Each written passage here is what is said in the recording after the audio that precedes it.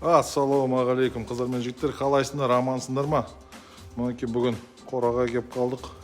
Қораны зыптайғы тазалап қойыпты жігіттер, маладес. Тазалық болған жерде бәрі береке болады да. Ал енді мынау бізге тестовый вариант көріп атқан мынау 100 мартовский қоз-қошқарларымыз бар еді ғой, бордақ қойған. Солардың бірінші октябрьде қойдық қой бордаққа. Енді сол уақыттан қазіргі уақытқа шейін қанша расходы кетті, жеммен, анау-мынаумен қандай укол салдық, соның бәрін айтамыз. Бүгін біз укол салып бір ай өтті. Весін өлшеуіміз керек и мультивитамин салуымыз керек. Сол бойынша қандай витаминдер салғанымыз, әрқайсының весін и құдай қаласа осы бір айлық расходын бәрін математика түрінде жазып шығарамын. Бірге болайық, сіз бізде жүре берейік, бай қуатты болайық жігіттер. Бір қызығы, бұл бордақыда тұрған қоз-қошқарларымыздың ішінде жақсы қаннан да бар да, в любом случае қаны тартады ғой.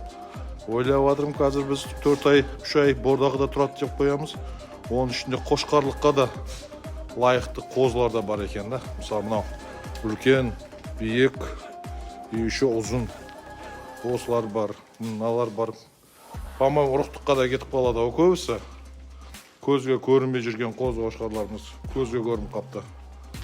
Енді в любом случае қаны бар, қошқарлар да мықты, аналар да мықты. Мінекей ана жақтан басын көтеріп тұрған дөң бас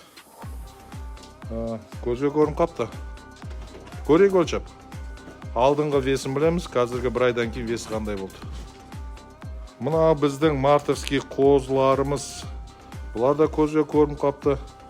Келген кезде жүдә абыржып жүрген еді. Енді бұларға қошқар қоюға қазір болады. Самый идеальный вариант, негізі идеальный вариант.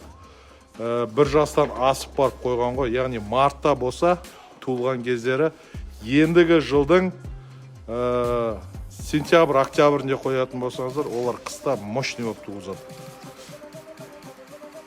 Қараңыздаршы, әдем болып қойған ғой, түр әлпеттер кеп қойған ғой. Басында ой-бой еді.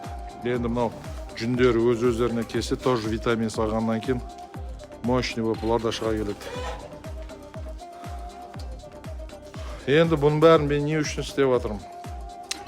Өйткені қазір өзім осы жерде укол салғызып басында жүрген себебінде бірі, бұл қазір 100 басты бордақы қойып жатыр. Ертең 10 мың бас болған кезде басым айналып қалмау үшін алдын ала қазір өзім үйреніп, өз қолымнан, өз басымнан өткізген дұрыс деп сізбен біз болып әйтеуір тестовый вариант көріп отырық.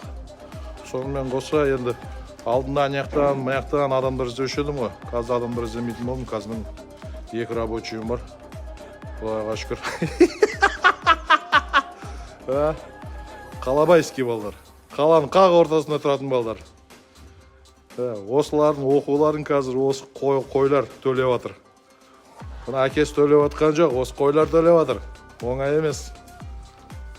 Тағы бір айтатын нәрсе, мына жерде бізде 500 саулықтың ішінде өз-өздеріне келе алмай жүрген саулықтарымыз бар мінекей.